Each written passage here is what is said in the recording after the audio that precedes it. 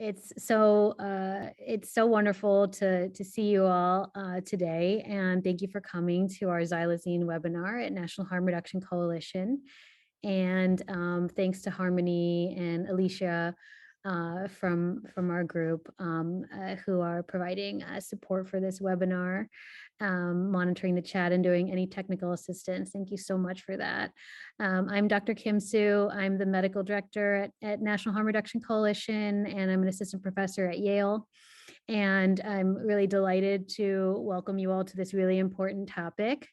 And we have some experts in the room for this first part of our panel who we see the office hours. We really started the office hours a couple years ago when COVID emerged, and we see it as learning together and growing together and as a way to share our experiences and knowledge as part of what was going on with COVID. And we've continued them throughout COVID, and we'll continue to have them as we move forward. But really, they're a place for us to grow and learn together.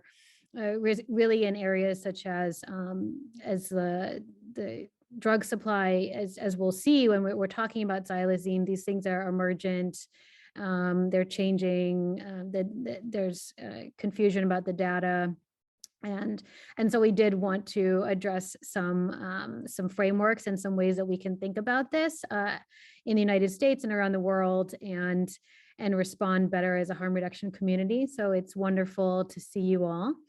And this is the part one of two of office hour, the second office hours. So we will announce that at the end, the second one, which will feature people who have experiences of xylazine and how harm reduction programs on the ground are managing or responding to overdoses involving xylazine. There certainly will be some overlap, and we're happy to begin to get into it with you today. So without further ado, I'll introduce Rafi. So Rafi is earned his doctorate in social personality psychology at the Graduate Center at CUNY in 2010, after the completion of his dissertation, Allá en Nueva York, todo es mejor, a qualitative study on the relocation of drug users from Puerto Rico to the United States. While in New York, Dr. Torruella was a NIDA-funded behavioral science training pre- and postdoctoral fellow, an active member of the Graduate Center's CUNY Institutional Review Board, a fellow at the Interdisciplinary Research Training Institute on Hispanic Drug Abuse, and has worked at various service delivery nonprofit, non-governmental organizations. Currently, Rafi is executive director of Intercambios Puerto Rico, a community-based organization that offers harm reduction services and engages in pro-drug user advocacy in Eastern Puerto Rico.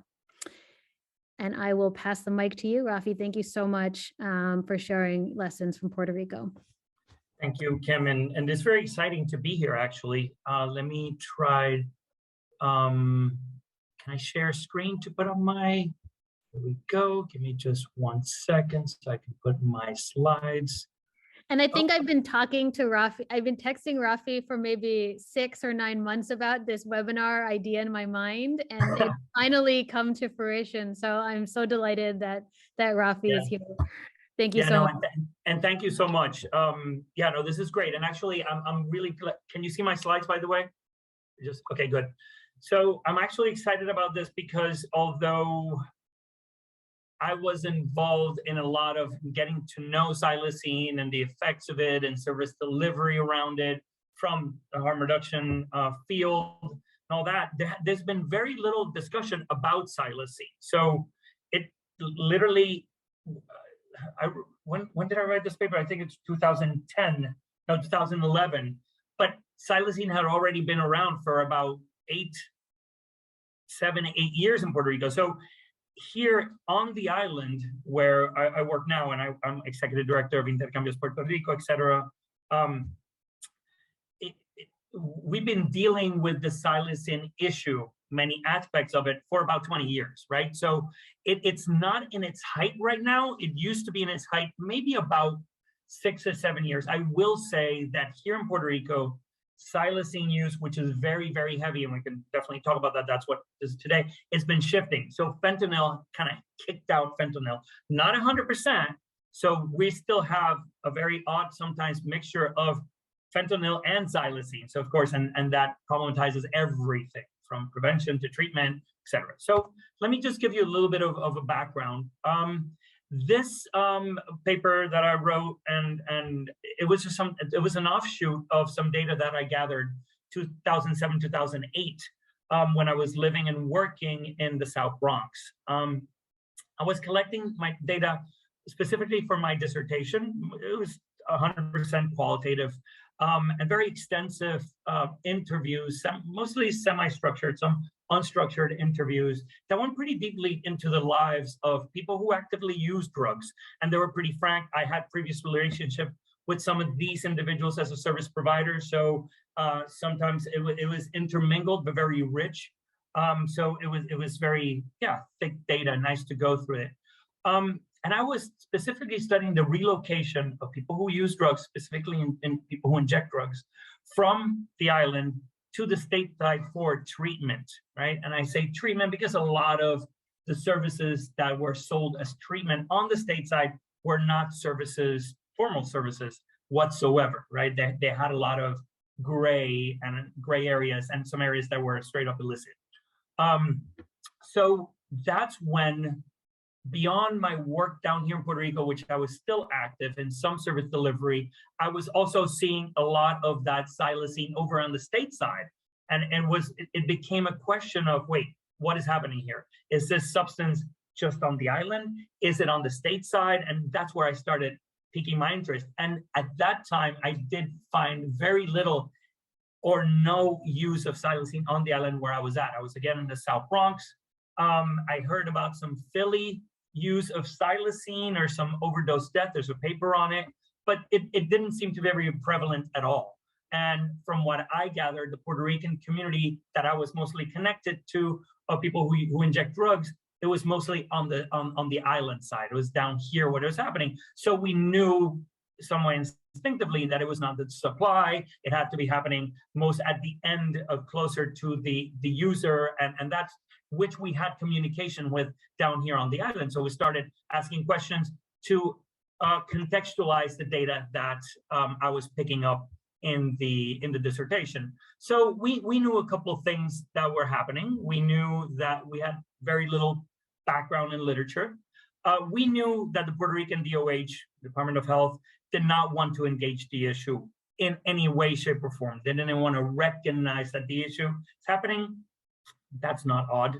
Many DOHs just turn to the other side. That's public health is not structured that way, so they rather ignore. We as a harm reduction organization, at least now in Puerto Rico, trying to uplift that. At the time, local organizations tried to uplift that. It was hard because the community also didn't know what it was. So harm reduction, also service secretaries down here on the island that were grappling with xylazine use were underfunded and overwhelmed. Obviously not odd to happen, either now or in the past, obviously. And we knew it was in fact xylazine that we were encountering. That was the first question, what is it? People were talking about rompum, horse anesthetic, but we knew it because of two key studies, right? And here in Puerto Rico, you should know it's called anestesia de caballo, because quite literally is horse anesthetic. And it makes sense also here in Puerto Rico, the supply was coming from veterinary use of rompum, of xylazine.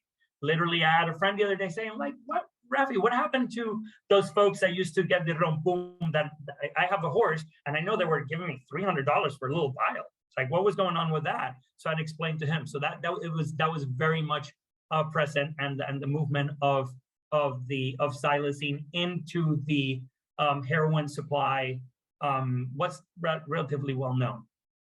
So with the two key studies pointed us to it, not just because we knew it because we were in the field, but because they tested some syringes to see what was in it. And they found in prior 30 days about 80.7% of the sample of 89 users that were recruited from 12 communities around the San Juan metro area tested positive for xylazine. So boom, we knew it how it was. We didn't have to be working off of presuppositions. We could triangulate the information. We also knew that xylazine users from that paper were more likely to be male, under the age of 30, so relatively young at that point, living in rural areas and injecting versus inhaling xylazine. So it was established that we were also specifically people who were injecting.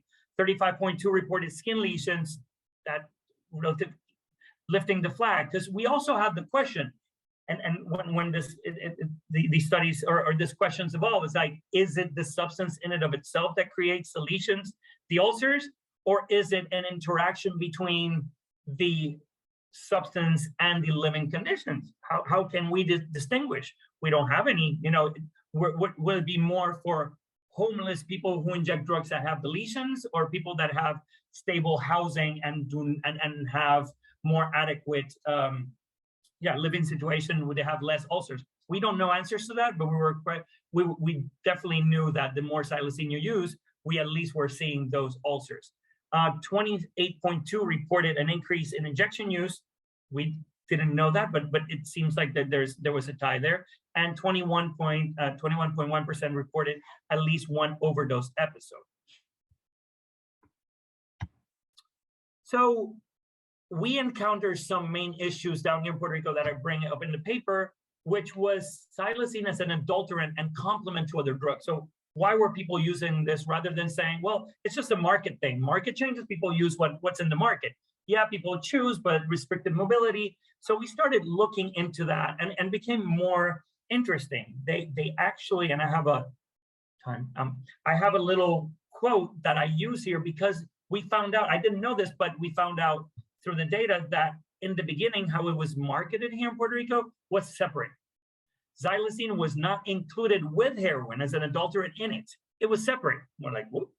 So the packaging was actually, you could buy what they called a combo or a combito, and you would have xylazine and heroin, and you could put as much or as little as you wanted. And actually they went up to selling it in xylazine, heroin, and coke. So you had your speedball with or without xylazine to your desire. So this was very interesting to us because it gave the active user how much I want to use, how much xylazine, how much do I want to go to sleep, right?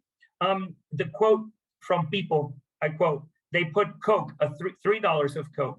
They put 3 of heroin and anesthesia or xylazine, $2.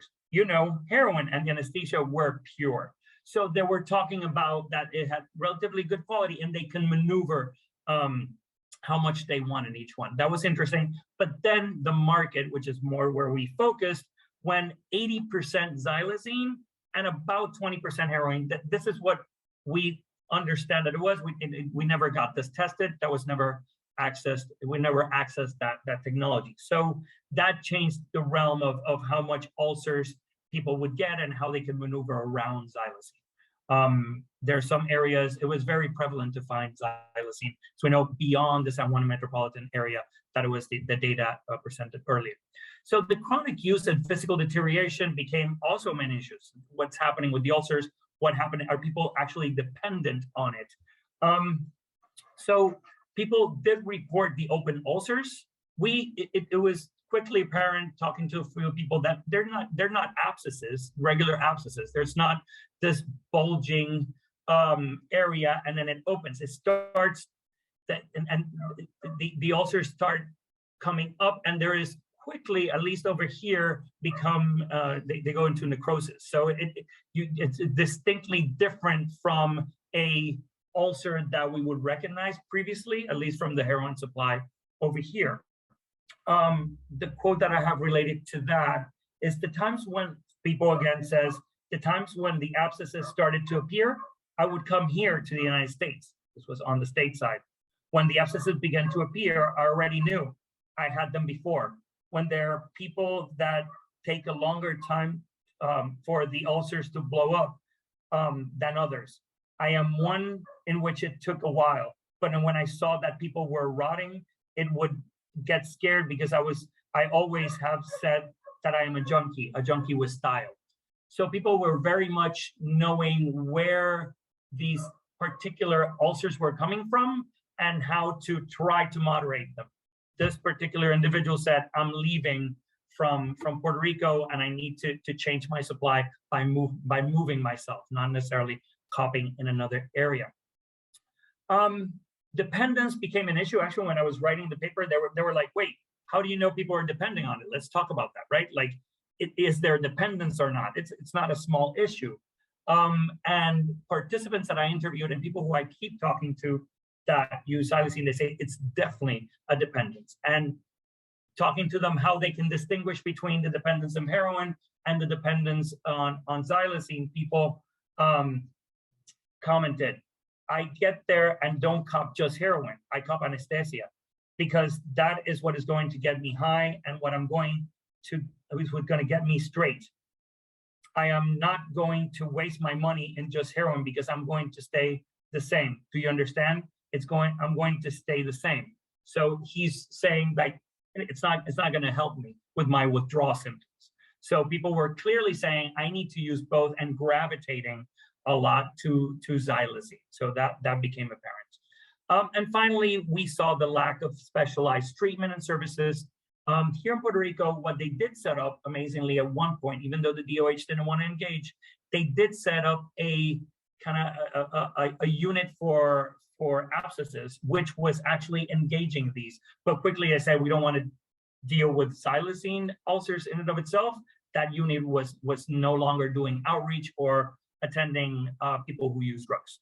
And then, and at the end, to finish the paper, what we decided to actually put a cautionary tale of, let's be careful, let's keep an eye on the ground because, or an ear on the ground, just to make sure, like if Xylazine comes out in other locations, we can start talking about what good practices, what happened down here in Puerto Rico, what helped, what didn't help, and see how we can maneuver. I'm afraid that adding now fentanyl to the mix, it kind of changes the equation of what you probably are seeing on the state side. Though here on the island side, we're seeing a lot less, quite a lot less of Xylazine present, although there is some. That is it for me. My email is in the bottom left. If you have any questions, I guess we'll take that at the end, but thank you so much for your attention, and I hope to then engage in dialogue in a bit. Thank you. Thank you so much, Rafi. So now we'll move to Nab Dasgputa. So thanks so much, Nab, for joining us. Pharmacoepidemiologist at the Opioid Data Lab, opioiddata.org at the UNC Chapel Hill. With the North Carolina Survivors Union, a drug checking team. They've been analyzing Xylazine in street drugs and documenting medical consequences. Dr. Dasgputa is strongly committed to working with people with lived experience and is grateful to be an active member of the harm reduction community for 2 decades. So thank you so much for joining us. Thanks for having me. So like Dr. Sue said, I think we are, so I'm coming at this from a pharmacoepidemiology standpoint, which is 10 long syllables that just mean I look at side effects of drugs in populations. And in order to understand Xylazine, I have 3 ways of knowing about this. So the first is working with the Urban Survivors Union, which is a drug user union here in Greensboro, North Carolina, and Louise Vincent and Don Jackson there.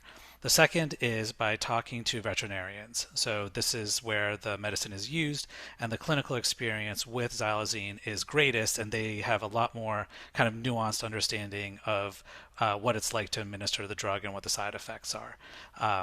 And I'm not equating drug users to animals. Let me be very clear about that. It's just where the experience happens to be. The third way of knowing is using analytical chemistry, so that's drug checking. We have a machine in Greensboro where we first started detecting the Xylazine in heroin and other samples, and then we bring samples back to our lab on campus and test them using GCMS and other kind of more sophisticated analytical chemistry methods. So xylazine was first invented or discovered in the 60s and 70s, and it was going to be a antihypertensive, so a blood pressure medicine that Bayer Pharmaceuticals was going to market. But once they started doing human trials with it, they found that people were becoming too sedated to actually make it a useful drug. So about 6 or 8 years later, they decided, hey, we can use this as a veterinary product, and so it has since then become a very routine part of veterinary surgery in like higher level veterinary clinics. So horses, we've heard about the caballos in Puerto Rico, but also it's also used for like kitten surgery and elephant surgery and oryx and impala and water buffalo. It's used all over the world. So I know like we make kind of this dramatic thing about it being like strong enough to to like knock out an elephant, but you can also like knock out a little kitten. So so I think it's like dose is really an important thing here.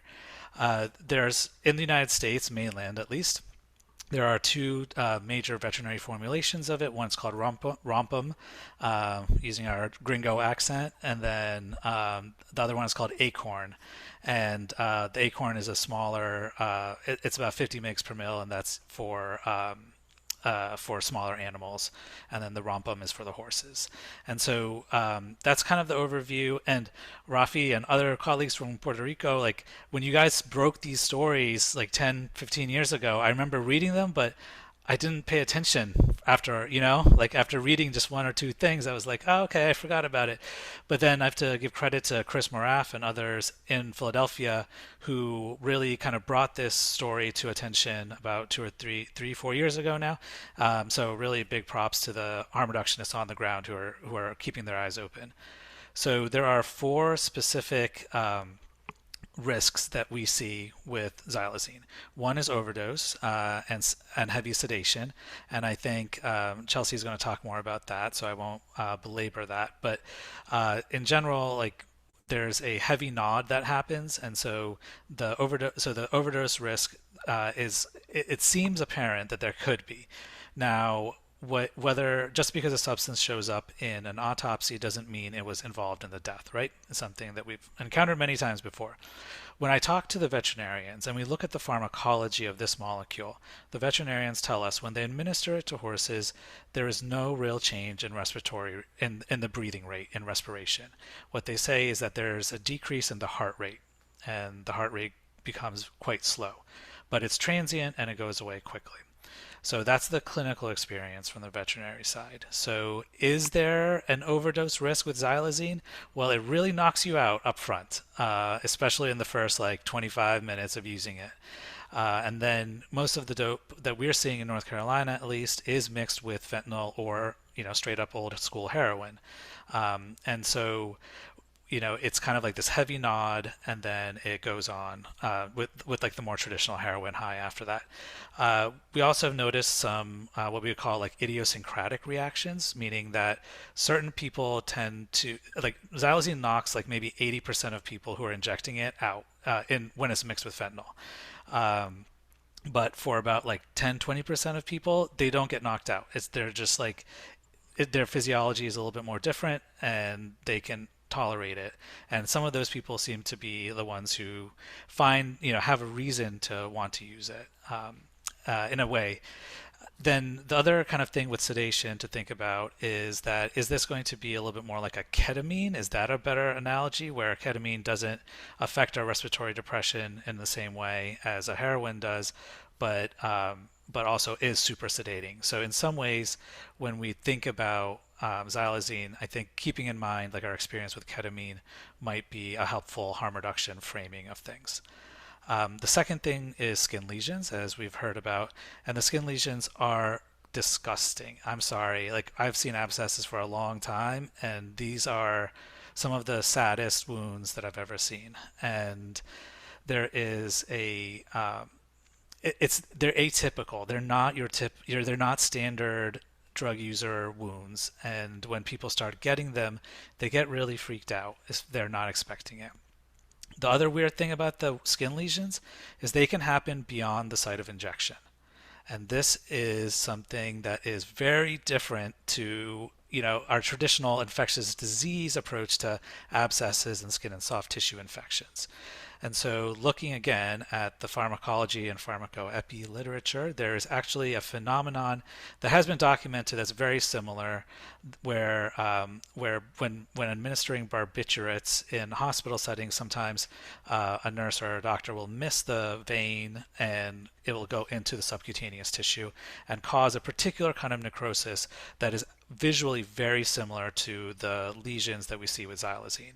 In that particular kind of immune reaction that happens just below the surface of the skin, we think might be part of the reason why these skin lesions are looking atypical to the usual infection type of skin lesions that people who inject drugs have experienced for a long time.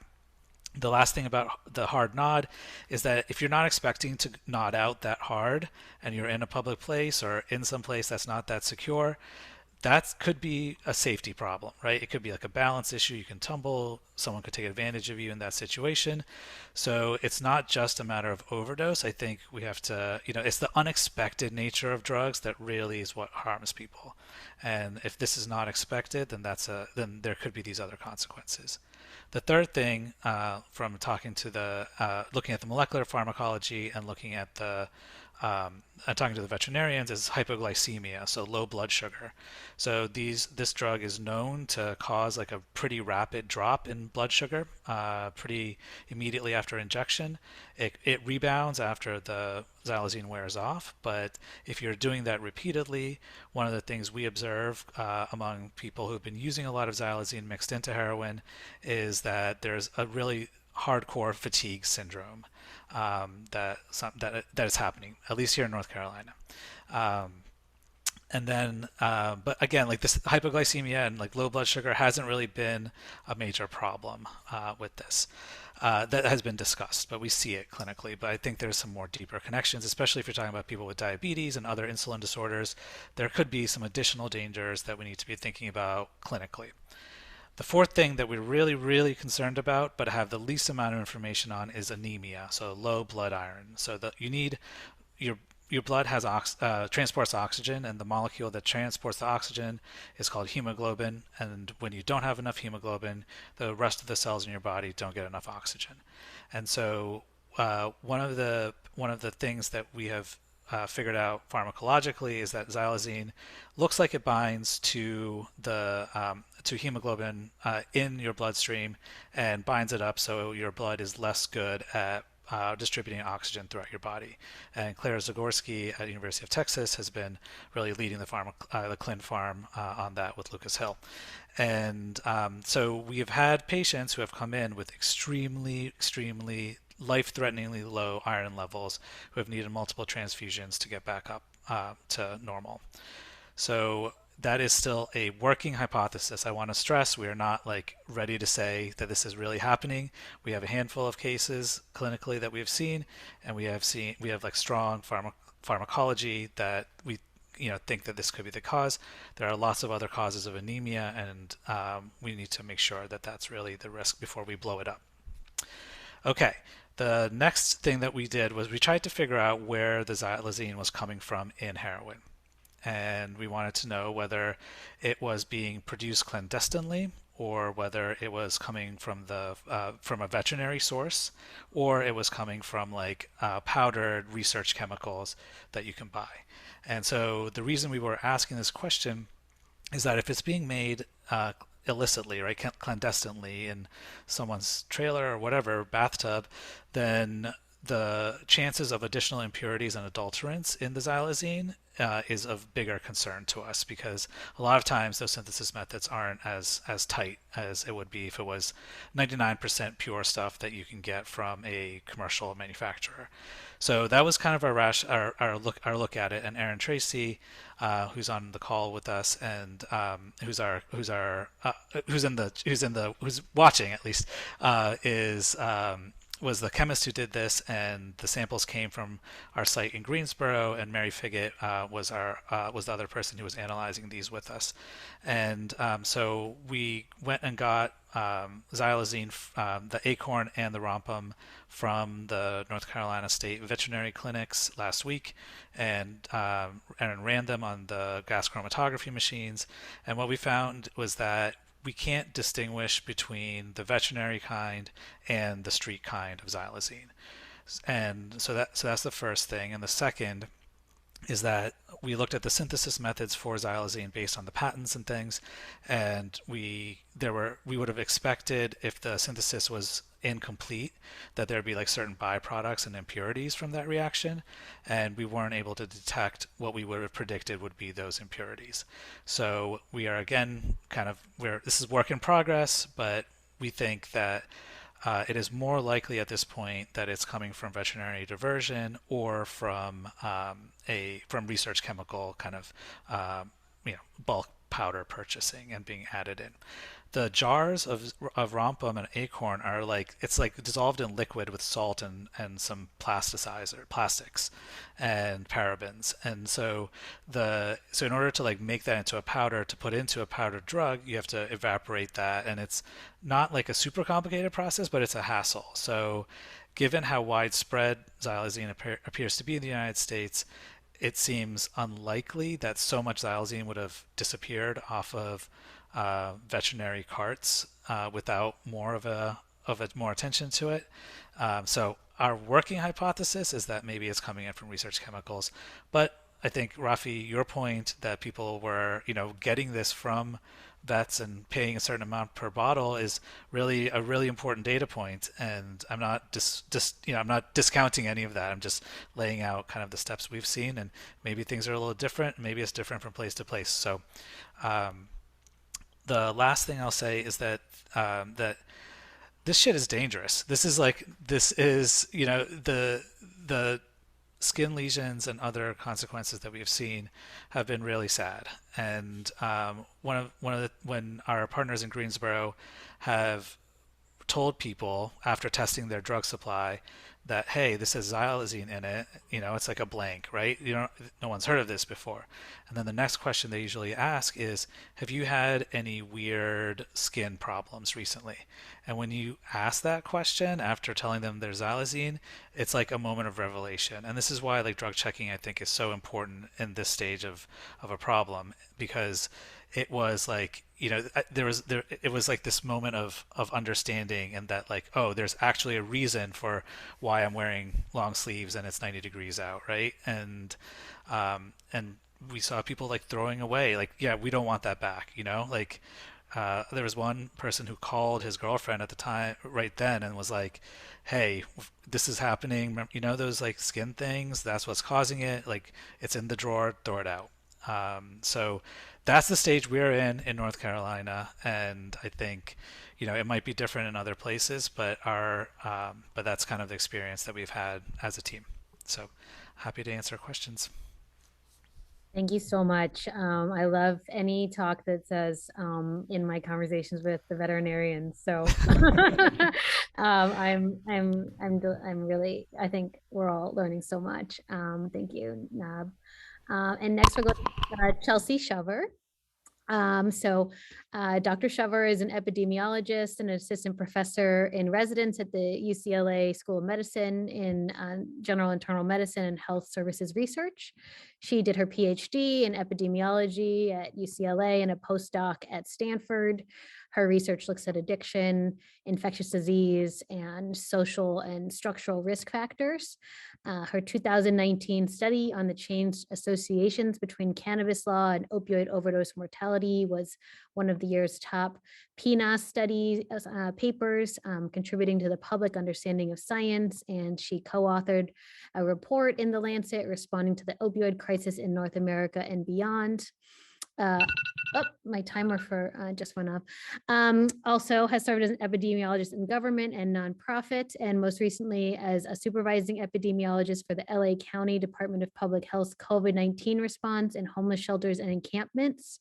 Supported by a career development award from NIDA, her lab's current projects include methods to use rapidly available overdose data to inform public health policy, as well as community-based implementation of harm reduction strategies. Using medical examiner data, her team has increased and identified local drug supply changes, fentanyl's westward spread, Xylazine's increasing presence in various markets, and is working with policymakers and community organizations to improve on the ground overdose prevention. So delighted to have Dr. Shover talk about where we are in terms of Xylazine research, what we know, and where we should go. Thank you so much. Great, wonderful. Thank you so much for that introduction. I'll just get right into it. And I'm loving this. I'm learning so much from the other panelists. Here we go. This is okay, great. So today I'm primarily going to talk about a study that my co-authors and I published. It actually came out last month. And it's a mixed method study, which means that it included qualitative data, which in this case was ethnographic interviews with people who use drugs and harm reductionists in Philadelphia, mostly in the Kensington neighborhood. As a side note, I grew up in Pennsylvania, not super far from there. I didn't participate in any of the interviews because I was in college at the time. You know, I led the data gathering for the quantitative part, which was looking at that medical examiner data to see where we could identify markets that already had Xylazine, where it was growing. And, you know, I know, as a few have already alluded to, there are many limitations with that data, but it does tell us something. So anyway, this is our paper. I love doing this project because it was working with a team of anthropologists. You know, I had at least 2 grad students, 1 medical examiner, and then a physician, and then me. So really, really interesting group of people, and I'm excited to tell you about it. I'm going to start with the quantitative data because as an epidemiologist, that's the part that I, you know, really participate in, but I will be talking about some of the findings from the qualitative studies, although a lot of it is really backed up by what Rafi and Nab were saying. So for the medical examiner data, essentially over the last year or so, I and my grad students have been systematically reaching out to coroners and medical examiners around the United States to just ask them for data they have on individual level overdose. Individual level meaning, you know, the overdose involved fentanyl, xylazine, cocaine, as opposed to this is how many overdoses overall had fentanyl, this is how many xylazine, because we really wanted to see the combinations. At the time we did this analysis, these circles and squares represent where we had data from. We've since gotten some more, which, you know, hopefully we'll be able to publish something else or put something else together. But I think the key thing is we've got all 4 US Census regions here. And you'll see the colors on there, but I'm going to talk a little bit about why that may or may not be accurate. But basically the red means in the data we had lots of xylazine, blue, none in the data, although that does partly reflect some of the post-mortem testing practices. So in these settings, we were able to look over time at a selection of locations. And so we see big increases certainly in Philadelphia, New Hampshire, Connecticut, Maryland. These are going to be easier to see. I know slide copies are coming with the presentation. So these are a little easier to see if you can zoom in on your own. But the point being that, you know, that we were really seeing in the Midwest, in Chicago, as well as, you know, the kind of northern south of Maryland, and then the Northeast, where we're seeing more year over year. And a little, you know, small numbers in Phoenix and San Diego. This is probably a good time to talk a bit about actually, I'm going to jump back to my map to talk a little bit about some of the limitations or like some of the things you need to know about the data from these places. So you'll notice that, for instance, North Carolina is on this map and it's 0, and we know that's not true. So here's the nuance. So medical examiner data, at least the kind I typically have and that we use for this paper, is just lists of cause of death. So if someone has, when someone dies and they do a toxicology, either blood or urine tests or both, they might detect lots of different substances, but they only write down the ones on the death certificate that they've determined to contribute to the person's death. So it was really key to have Dr. Dye, which is my favorite coroner name, from Jefferson County, Alabama, on the paper, because he was really able to walk us through like how he makes that determination. And that helped with, the conversations that I was having with medical examiners and coroners to try to understand. And so in North Carolina, we know that xylazine is massively there from all the work Dr. Nab is doing, but it's just in the state death certificate data, it's just not there. I've had conversations with medical examiners who are adamant that xylazine does not cause fatal overdose. I'm not a physician, but I just thinking about, as we've been going through this talk, like it's a sedative. I think it probably contributes, but there are definitely some who believe it's just not important. It's only an additive, and they just almost never list it. Whereas, I think other places probably are a little bit more broad in like the number of chemicals or substances they'll list on a death certificate. The other really important thing is whether it's part of standard toxicology testing. So for example, the state of Connecticut and the city of Philadelphia, they test all overdoses for xylazine. In Los Angeles, where I'm based, you wouldn't do a test for xylazine. They wouldn't do a test for xylazine unless someone died from what appeared to be an overdose, but they didn't test positive for anything else. And so they'd send it out to one of the national labs like NMS, which would do a xylazine test. But, as we've been hearing, xylazine in the US, at least in the mainland US, is mostly showing up with fentanyl. So in Los Angeles, when someone dies from an overdose and they get positive for fentanyl, like that's, that can be the end of testing. They don't send it out for further. So that's why I'm really excited to be trying to set up a drug checking program out here in the next year or so to really kind of look at that. But as of now, like that's, so this data, super imperfect, but, it covers, I think, I'd have to look, but I think this covers around 15% of the US population. I'd have to check the paper exactly how much it is. Okay, so we talked about the rise over time. I really want to pay attention to the rise in Maryland, where we're up to like 500 last year, the rise in Philadelphia, where we've got big numbers, Connecticut, and, Cook County, Illinois. But even Jefferson County, Alabama, where, my friend Dr. Dye is working. He is like, the part of the reason he wanted to work on this was like, he was like, I noticed this is something where before it was just present at kind of additive levels, and now it's starting to show up at a level where I think it really is important in terms of causing death. Drug combinations. So my co-author, or the lead author on this paper, Joe Friedman, who is just fabulous, created this graph to show how xylazine is showing up. Like, and so this is all post-mortem toxicology death certificate data. So that doesn't tell us. So when we see basically how you read this chart, so the first line is xylazine. All the deaths we're looking at here involve xylazine. And then the other drugs down the side, fentanyl, heroin, methamphetamine, cocaine, alcohol, and benzodiazepines, the additional dots indicate that was also present. And then the bar chart shows how common it was. So for example, in Connecticut, just about 30% of deaths involved xylazine and fentanyl only.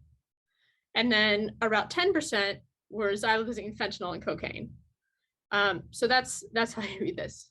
So this, of course, doesn't tell us where xylazine is being added. I mean, I think, I think what everyone has presented so far is pretty persuasive that it's being added to fentanyl. And, it doesn't, that's the limit that's one of the limitations of death data is, that someone used fentanyl and cocaine and you don't know if that was mixed together or separately or even just at different times, but like both showing up in the body. But I think it is interesting and really important to see that, one, we're not seeing instances of it alone, and that's consistent with the literature. And two, it's always, at least in our data, it's always been showing up with fentanyl. So I was really interested to hear what Rafi said about it not necessarily being paired as much. And I wonder if that's where it's going in some of these places eventually. I saw someone in the chat asked about alcohol. It is showing up a little bit with alcohol. It looks like it's mostly alcohol, opioids, and xylazine. And it's not an extremely common thing, but it's, you know, in that 5% mark for a few of our places that had enough data to look at it in this way. Now jumping into the ethnographic interviews, and I might have to jump through this, but you can go back and read it. But you know, this is, especially because a lot of it I think is was covered really well in Dr. Rafi's talk about, you know, why people seek it out, how what the experience of using it is like, and I know Dr. Nab talked about this too. So this interview was from 2009, and this is was with a person living in Philadelphia who is Puerto Rican, and was basically talking about the difference in the drug market from Philly and Puerto Rico, which I know Rafi talked about a lot. And this is getting at those skin lesions and the craters in skin. Okay. And then here's a more recent interview. The rest of them are from 2020 and 2021, where people are talking about friends, you know, seeing people with the, you know, the hallmark skin lesions, and yeah, basically that it's in fentanyl. Our habits are fentanyl and tranquilizer. So yeah, so trank. And now I guess the other thing, and so here are some of, I thought this was pretty interesting. There were a few interviews with harm reductionists in Philadelphia talking about how xylazine went from just being sort of an additive to being something people seek out. Here, you know, they're saying that there's this belief that xylazine gives fentanyl legs or just makes the effect last longer. And so that's, you know, it says by adding xylazine, you know, to the fentanyl, because the duration of effect for just fentanyl can be shorter. And so this is also talking about, you know, how adding synthetic cannabinoids, you know, people were doing that to give fentanyl legs also. And then xylazine's kind of like now is really more what's there. And this is also saying that people have been talking about it as a cutting agent or as a way of cheating drug users for a long time, but the intentional addition of high amounts of xylazine to help give fentanyl legs really started increasing since maybe 2019. And that's when we started to see more people coming in with necrotizing skin and soft tissue issues. The amount of medical complaints related to xylazine was pretty astounding and terrifying. Xylazine wounds are just a whole other kind of just horror. And they were really exacerbated by the shift to fentanyl, since folks were injecting more and more frequently. So with each one, your injections, if there's xylazine in it and you miss the vein, you're risking a really deep and necrotizing wound. So just to summarize, what big things do we know? And you know, this is, you know, trank, it's intentionally added to increase the duration of fentanyl's effects, associated with soft tissue infections. I think from our study, we can say that it's increasingly present in national markets, maybe less in the West Coast, certainly in the data we have. And, you know, I feel pretty confident saying that xylazine can contribute to overdose because it's a sedative. Now on the next slide, I'll kind of caveat, I guess, what we know and don't know about that. So what big things don't we know? And I'm a little nervous saying this because I feel like we've got some experts on this call, and I feel like some of these things may be things that they've presented or they know, but this is what I think about it when I'm thinking about doing research in this space. We don't have a great sense of xylazine's presence in the drug supply beyond these convenience jurisdictions. And I saw someone link drugsdata.org, and I think that's super cool. And I'm excited about Dr. Nab's project with drug checking to really get a better sense of this. But because we don't have a national drug checking, or we don't, well, very recently, we mostly have not had much of a national drug checking program, and it's not part of the standard quantitative toxicology screening. And that's talking about post-mortem. That's, you know, that's pretty important. If you look at the rise of fentanyl, some of the initial rise you saw was because jurisdictions weren't screening for it 100% of the time. Now the vast majority are. But now, you know, Los Angeles isn't typically looking for xylazine, so it's not going to find it. Even when xylazine is detected, like I mentioned, it's not always on the death certificate. Sometimes that's because it truly is in too small of a quantity to have mattered. And sometimes, you know, sometimes that may just be because, you know, for other reasons, like at the discretion or judgment of the person doing the medical exam. That's the reason why quantitative testing is really important. I think, you know, as with all drugs, just knowing it's present or absent isn't very informative when determining cause of death, or even for someone who's alive, which is who we really want to be working with, for why, you know, why someone's having a certain effect. So the quantitative testing is super important.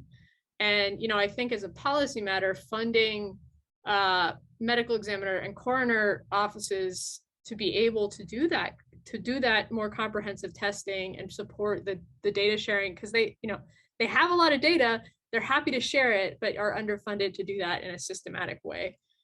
And definitely, you know, obviously comprehensive drug checking is needed for people who are alive. That's really important.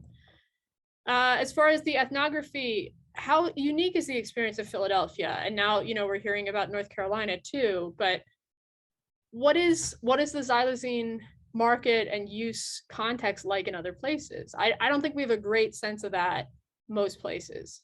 I saw some folks in the chat talking about this, and I'm really interested to see from the different areas how concentration affects both the subjective experience and the risk of overdose. You know, we alluded to this before, the mechanism and management of the soft tissue infections. And then finally, where exactly in the supply chain is the xylazine being added? And as you know, as a side thing, it was interesting. Joe and I were talking a few months ago when we were working on this paper, and we found at least one place we could just buy it online. Maybe not like at a sustainable cost, but it was like, okay, this is very easy to just get. Like we could order it and have it in a couple days. All right, so thank you. We really appreciate, you know, I really appreciate all of the participants in the ethnographic interviews, all of the medical examiners who talked with me, and then of course my many collaborators. I've included my contact info, but also contact info for Joe Friedman, the lead author, and Philippe, who as most of you probably know, is, you know, the main senior lead ethnographer on here, and they'll be able to get in touch with anyone who's working on this project. So thank you. Thank you so much. Shout out to all the ethnographers out there. And last but not least, we have Dr. Joseph D'Orazio, who I think the order that we've done this is I think really good, because he's going to talk about some of the clinical and sort of management issues. Dr. D'Orazio is an emergency physician, a medical toxicologist, and addiction medicine specialist at the Lewis Katz School of Medicine at Temple University in Philly. He cares for patients in a variety of settings, the ER, an inpatient consultative service for addiction medicine and toxicology, the Trust Clinic, which is an office-based opioid treatment program, and Begin the Turn, which is Temple's low barrier access street side medicine program. He also works as a medical toxicologist for the Poison Control Center at Children's Hospital Philadelphia, and is a regional expert regarding substance use and substance use disorder treatment in Philly. So I'm delighted to have Dr. D'Orazio here to walk us through some of the clinical implications. Thank you so much. Thanks for having me. Yeah, it certainly feels like Philadelphia is like the current center of this problem, and certainly started in Puerto Rico, and we are seeing a ton of it now here in Philadelphia. And I see a lot of questions that hopefully I'm able to answer during this talk.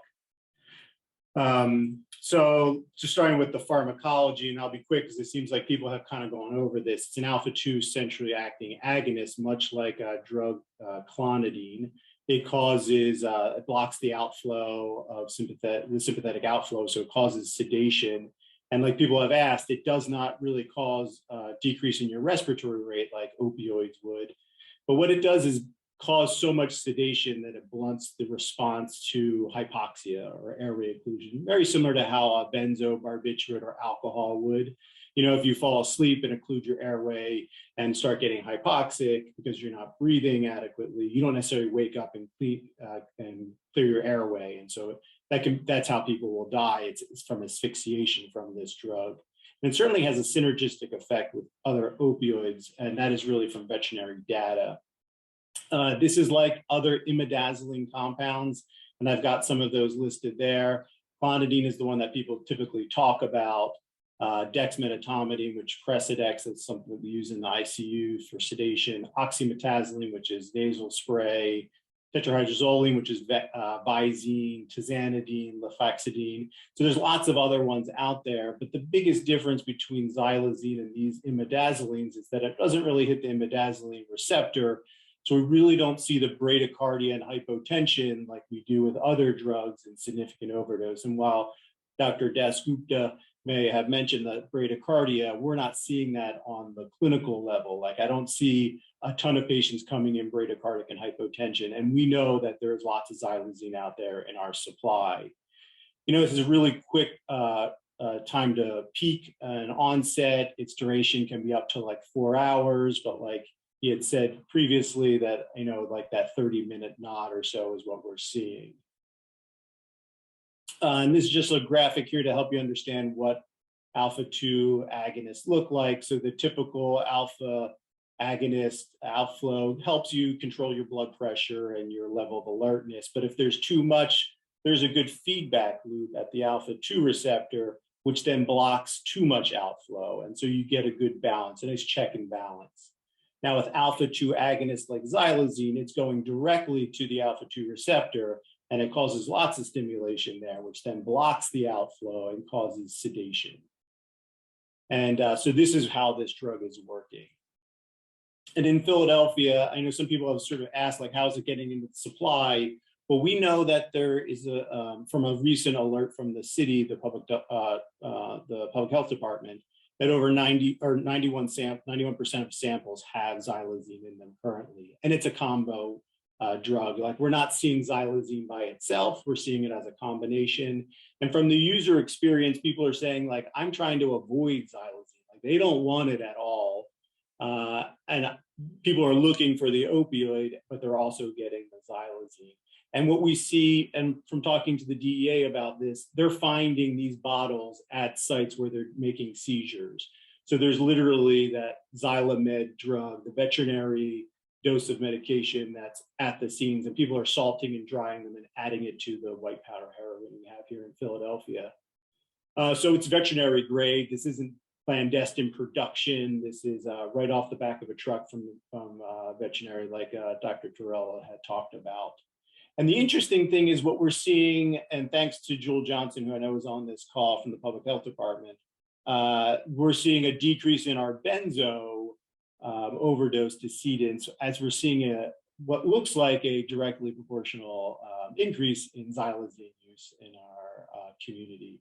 So I think almost like xylazine is replacing the benzos in our community. And certainly in Philadelphia, we know that most of the benzos found on the street are counterfeit tablets, and they typically don't contain, like the Xanax is not alprazolam, it's typically atazolam and other benzodiazepines or sedatives. But looking at the corollary to clonidine, because we know a lot about this, and certainly as a toxicologist, I've taken care of a lot of people with clonidine overdose. That causes lots of sedation, but then also bradycardia, hypotension, meiosis. So actually the sedation, the meiosis looks a lot like an opioid overdose, which is curious because people have used naloxone a bunch for that in years past. And it has been effective in sort of kind of reversing clonidine overdose. But these are people who have very specific, like mostly in pediatric patients who have just clonidine. So we know that they're not being exposed to other opioids, but it really doesn't reverse the hypotension and bradycardia. And I know a lot of people are asking about the naloxone, and we'll get to that. But what we're really seeing is that blunted response to hypoxia, severe sedation. People, not able to wake them up, but as long as their airway is clear, they're going to breathe normally. And so mostly it's recovery position, doing airway maneuvers. In the emergency department, we do a lot of pulse oximetry, monitoring, airway maneuvers. and that at the latest, at the most severe situation, they will get intubated and put on a ventilator, so breathing machine. But I got to say that most of these are managed just by a little bit of like raising their head, putting in the recovery position, those sort of things. But a lot of people are asking, like, do we need to give Narcan for this? So what I've certainly recognized is that a lot of the Narcan resistant overdoses, so people who have gotten 4 milligrams, another 4 milligrams, another 4 milligrams, and they're not waking up, are likely to do with Xylazine, from Xylazine, or maybe other sedatives. Because what we know is that Xylazine is not reversed by naloxone. It's not going to be a very effective medication here. And so, certainly these are a dual product, right? You can't get Xylazine without getting fentanyl in Philadelphia. So we are going to see people with opioid overdose in this scenario. But really the indication for giving Narcan is for respiratory depression. And that's super important because there are still going to be plenty of people that you give Narcan to that they're breathing adequately, but they're not awake. Giving them more Narcan is not going to help the situation and typically complicates things as you overshoot and then cause opioid withdrawal for people who are dependent.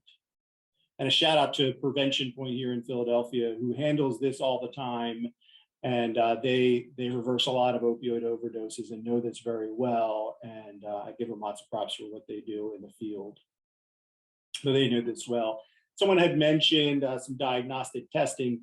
Certainly this is not readily available, like a fentanyl test strip or in a urine drug screen like I do in an outpatient office, or even in a hospital where we're doing high-level testing. This is not available in immunoassay readily.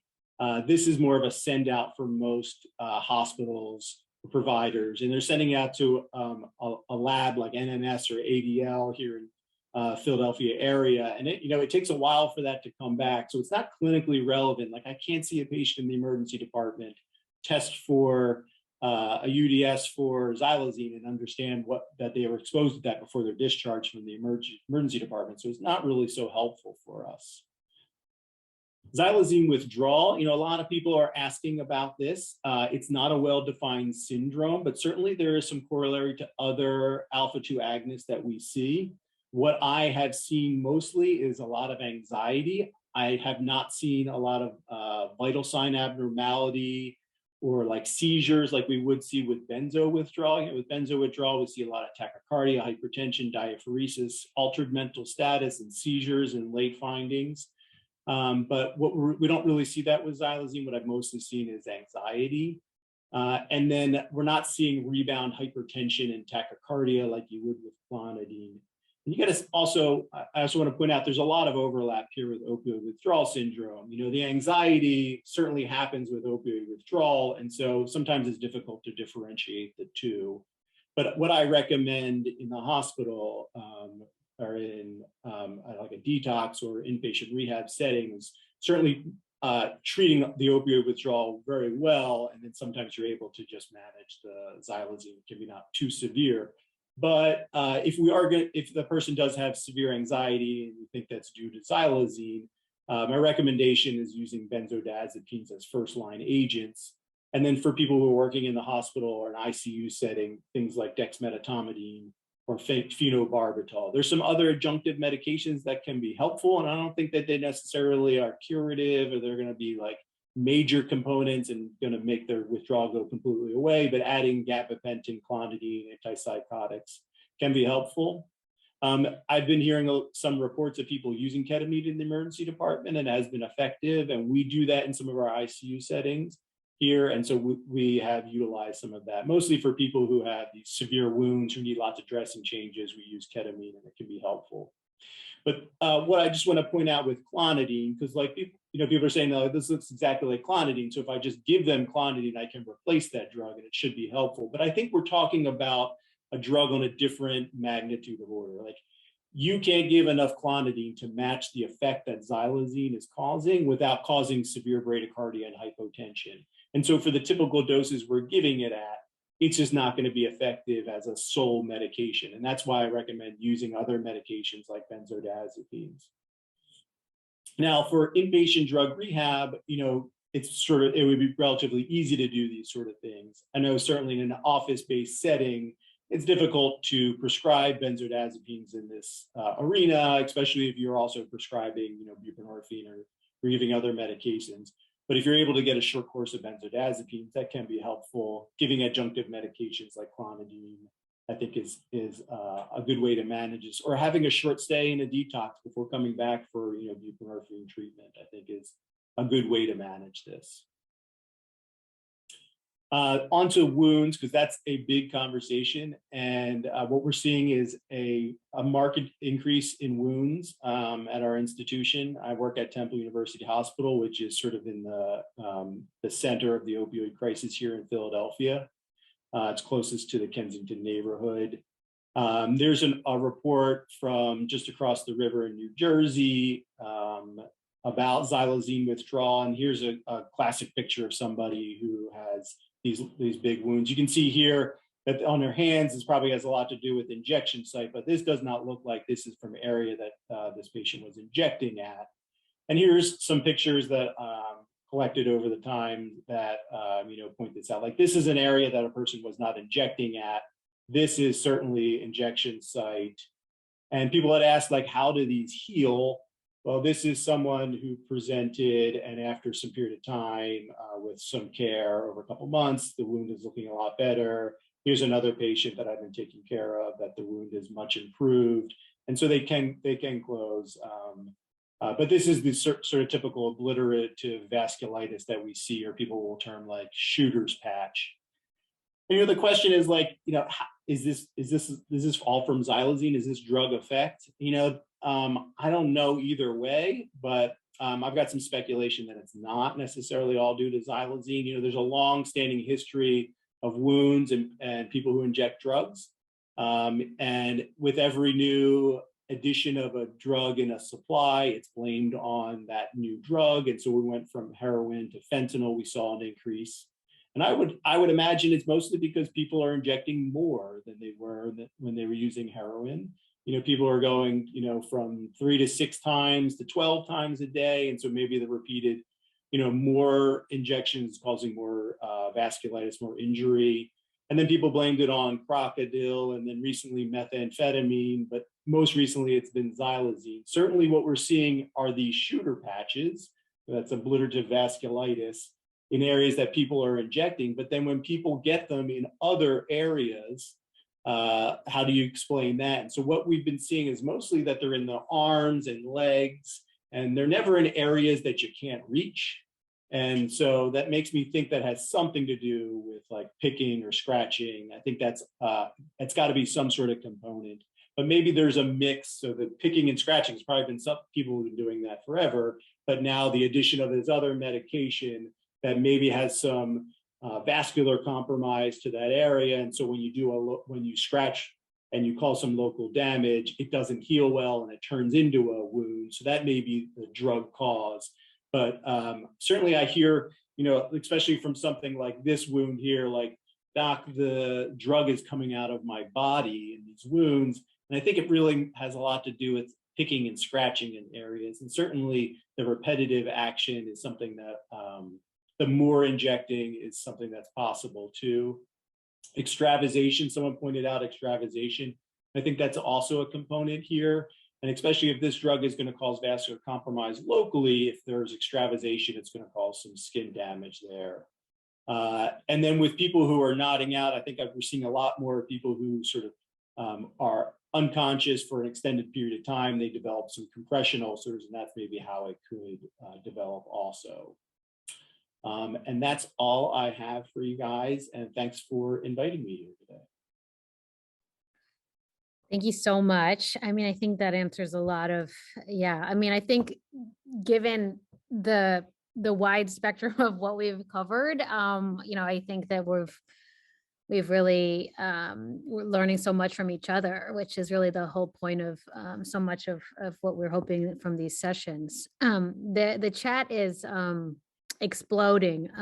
So I will just try to pull out ones that, that we can, and chat amongst ourselves as a group. And I think that we are all on the cusp of certain things, and putting this all together in terms of how to improve the health of people who use drugs as the core.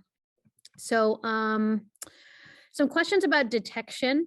So I guess in the setting in which people have no access to drug checking, which is, most of everywhere, how can people identify xylazine in their drugs in any way? Smell, taste, color? Is there any way that people can try to ascertain if xylazine is present?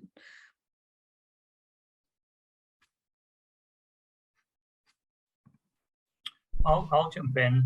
So here in Puerto Rico, I know there was reported a strong medicine smell. I mean, it's just like when you change your supply, like they notice the change of supply, something's different. It smells really odd. It cooks differently. So they report strong medicine chemical smell that I didn't notice before. That was very much common in what was said here in Puerto Rico. So smell would be one. And texture too, but I'm not so clear on. Yeah, and we, in the paper I talked about in the ethnography section, they did have, at least some people who were saying that there's a characteristic taste with like your mouth going dry. I unfortunately don't have more information about what the taste was like. But in addition to smell, like Rafi's mentioning, that might be another indication. And I would add, there is a lot of salivation. Like a lot of saliva coming out, that's another telltale sign. Obviously, that's after use, not prior to, which is, I think, what the question was going. But that was also distinctive of xylazine, a lot of salivation. And of course, the nodding being differently, as Nab said, very different, the experience, the nodding, and you can perceive the person who's high on xylazine being in different postures, salivating, and also having a different high. When you carefully look. I saw someone who mentioned here from the Penn ED that we're seeing people who draw up purple, or it smells like gasoline. I hear a lot of people who are drawing up their bag and it can be purple. And that's not from xylazine. That's got to be from some other additive. We know that the source in Philadelphia is veterinary source, and people are drying it. And so that's got to be purple from some other reason. And we're not hearing that like all of the drug here is drawing up purple, but it's here and there they draw up purple. So you got to think that that's probably from some other thing that's been added to it. And that gasoline smell, that hydrocarbon smell, that's typically from PCP. And we have a lot of PCP here in our environment, and that has like what people would describe as gasoline, or like embalming fluid sort of smell. It's a hydrocarbon.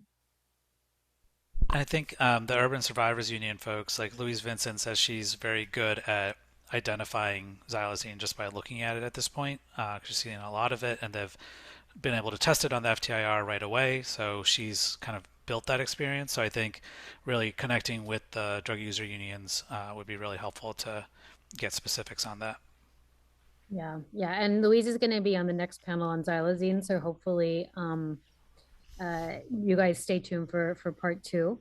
A follow-up question has to do with if there's anything in the pipeline for rapid point of care detection in terms of like strips for xylazine, akin to fentanyl test strips. And people are very interested in that question. So Maria Lieberman at Notre Dame has been working on a multi-strip kind of paper-based testing for multiple substances, and I think xylazine is included in there. So I think there's like $1 each or something, but Maria would be the right person to follow up with on that. That's great. Let me also go see. Okay, there are some questions specifically about the wounds and sort of the pathophysiology of what we think these wounds is, or the pathology, like if they've been biopsied, and if we think it's related to like a vasculitis of sorts. Is there any relationship to levamisole related cocaine vasculitis that we have also is a known entity as well?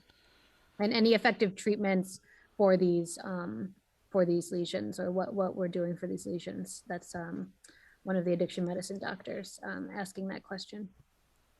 So we have a lot of experience with levamisole contaminated cocaine here in Philadelphia, and I know I see it every once in a while. I used to see it a ton, but it's not certainly around anymore. So I have experience in managing that like systemic vasculitis that people would have, and this clearly has not been a systemic vasculitis that we've seen. It's really the local injury.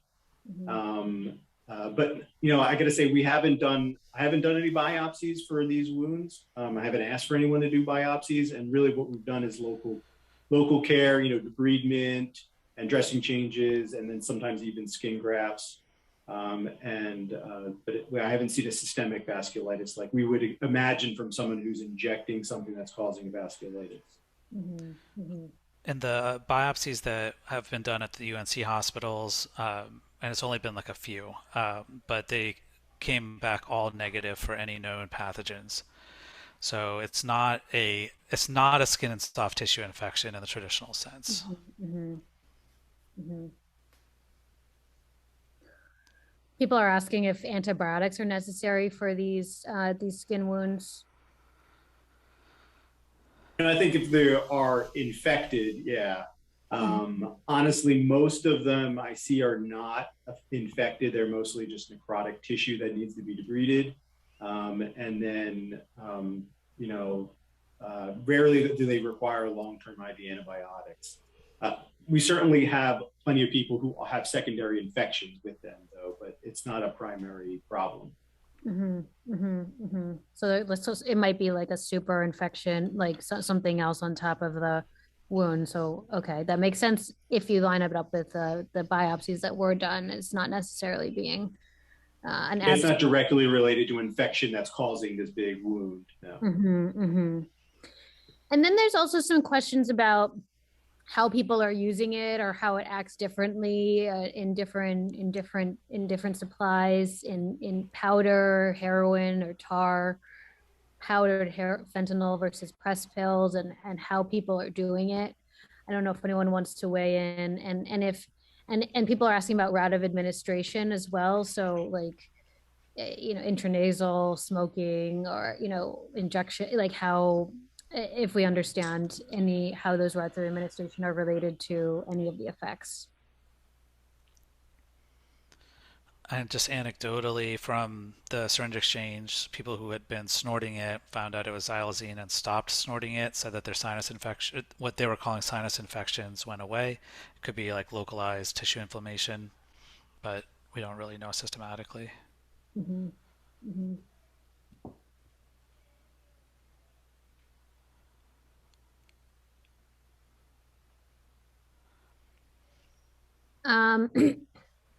Anyone else at home? I'm a little overwhelmed by the amount of things coming from the chat, so I'm just trying to.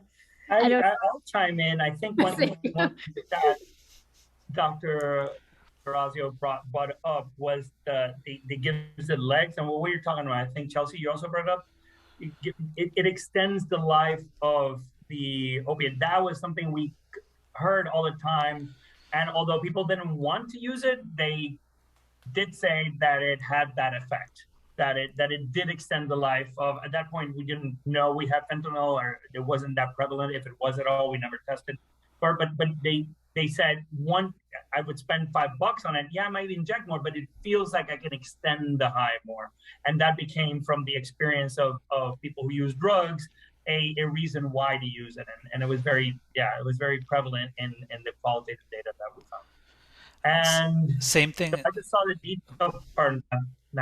Sorry, Rafi, I just want to follow up on that, because I think we are hearing exactly the same thing, that people say it's cheaper because it holds people from withdrawal for a longer period of time, and so they end up using less, or injecting less frequently and using less often in a day.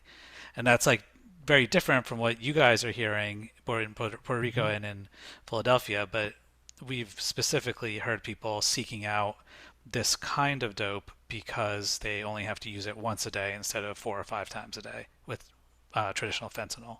But that also depends on how much the dosing, right? Because if you put the right amount, it will extend, but then you use again. Because if you put too much, you'll just fall asleep. And when you Yep. wake up, your dope is gone, therefore you're sick, and then comes the anxiety, like Dr. Durazio was saying, and then you need to get it, right? So you're now behind because you're literally anesthetized and asleep. Right. Yep. So for me, that's also a dosing issue. Maybe they got it right, just like fentanyl, right? You get it wrong, people die. If you get it right, people are very drawn to it, right? So for me, that's also a dosing issue because the data that I had down here in Puerto Rico, yeah, we love it because it extended, yet we have to do more frequently. It's counter. So, Totally. I think it's fascinating. Louise will have more say on that too. There are some questions from some people that work at OBOT programs and about interactions between xylazine and buprenorphine or methadone. And if you have to change more specifically about interactions or need to change a dose, and really how treatment programs might be thinking about this. I guess that question is squarely on me. Yeah. Well, certainly methadone and buprenorphine, opioid agonists are not going to be helpful for this disorder, for this withdrawal, like wrong receptor. And you can't give more methadone, you can't give more buprenorphine to help manage this. And that's why I really didn't mention buprenorphine or methadone in any of this talk. This is really why we're adding adjunctive medications like benzos, clonidine, antipsychotics, other medications like that. But what you're going to see is, remember I had mentioned there's like an overlap too with opioid withdrawal and xylazine withdrawal.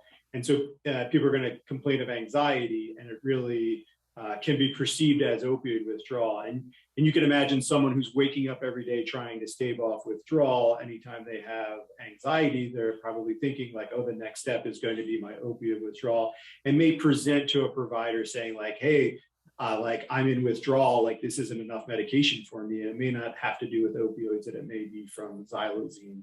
And I'm constantly like bringing that up with patients. Someone also mentioned in the chat there a question about the rebound hypertension, and clear that I had mentioned that that's not something that we've been seeing at all. It's very interesting because we want to compare it to clonidine, but like it's not acting the same. Yeah, but it's not acting the same way. Like, yeah, so that is interesting. And there was another question that Chelsea has. Sorry. Yeah, there's a question that's been popping up a couple times, and I just wanted to ask it because I don't know the answer, but I want to, which is what recommendations would you have about wound care supplies or protocol for unsheltered people with xylazine specific wounds? Like, would you just recommend the traditional wound care approach, or is there anything you'd add to that? We haven't done anything out of the ordinary that we've done for any other wounds. I'm not saying that that's the best way to do it. And certainly it can be very difficult for unsheltered people. Keeping your legs up and keeping them clean, it can be very difficult if we manage this a bunch. But, some lubricant dressing on there so it's non-adherent, like an antibacterial cream to put on there, ointment, sorry, that's the word I was looking for, or some sort of like hydropore or something that's going to be non-adherent to have on there with a dressing that's going to absorb the fluid, because there's lots of drainage from this. These could be very deep. They oftentimes go down to tendons, and then they cause, dysfunction. I had a picture of someone with that wrist drop. We see it go down to the deep tissue. And so those people typically need skin grafting. So not all of this can be just managed on the street. I know a lot of people are trying to avoid the hospital, and so we try to do as much as we can to manage that. And again, props to Prevention Point, who is doing a ton of this for us in Philadelphia. And I think, feel free to go, Neb. So I just want to uplift the sooner the better. I mean, the picking will make it way worse, right? So at least here, what we used to do is get people really early with your standard, like Dr. DeRosio just said, do the basic stuff. If it gets heavier, then you need a nurse to come in, but otherwise just get it really, really early. And then of course, just change supply, which is the key, which will make the difference. So I think there is some bio stuff going on, right? So stopping the picking, getting a lot of the supplies, the dressing, getting it nice and away from the picking and clean and change supplies, that tends to start reversing it. When it gets too back in there, what we use down here is some dressing, some stuff, and then, I don't know, what do you say in English, Xylazine. So that's just deeper into treatment, but that's kind of how the approach down here with our nurses. This is all really practical and really important. I think just in 1 minute, like if you're responding to an overdose and just to come back to the question of what to do if you're responding, you're a harm reduction group, you're out there, someone goes down, we don't know what people are using, right? I mean, people are using multiple Dr. Sheffer's paper is like people are using multiple agents that are causing, contributing to respiratory depression, like as well, polypharmacy, and so, again, like, if you suspect Xylazine or what, again, we've talked about, responding, with naloxone and sort of the recovery position and sort of the limitations of that, but just equipping much of our audience are on the ground, responding to overdoses. And so what can they advise participants and do in a presumed overdose response, I think is, just what is our best advice to them?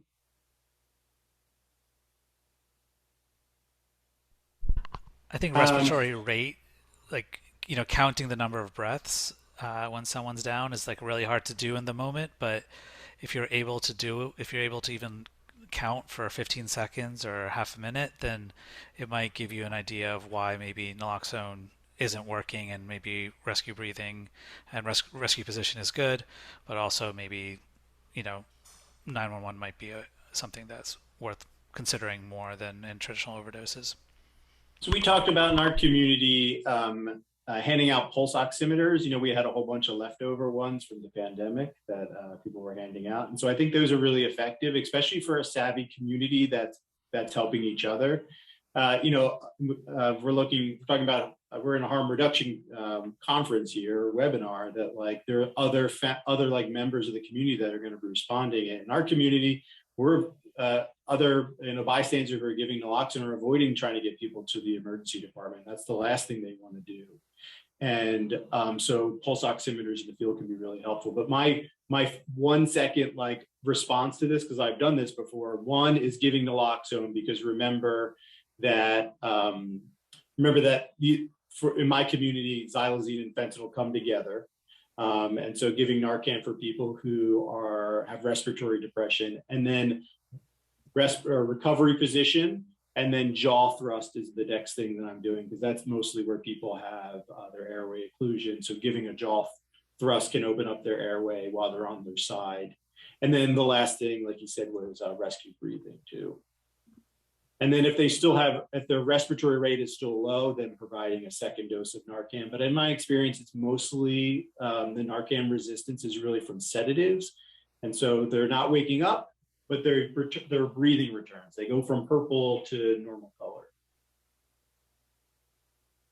So that's, I just want to be conscious of time. We're at an hour and a half. Luckily we have a second part of this webinar, and I'm looking forward to seeing many of you there. This will be mostly focusing on people who use drugs and the SSP response. So we have Adam from Savage Sisters, Chris Maraff from Narcotica, Louise Vincent from the North Carolina Survivors Union, and Claire Zagorski from UT Austin.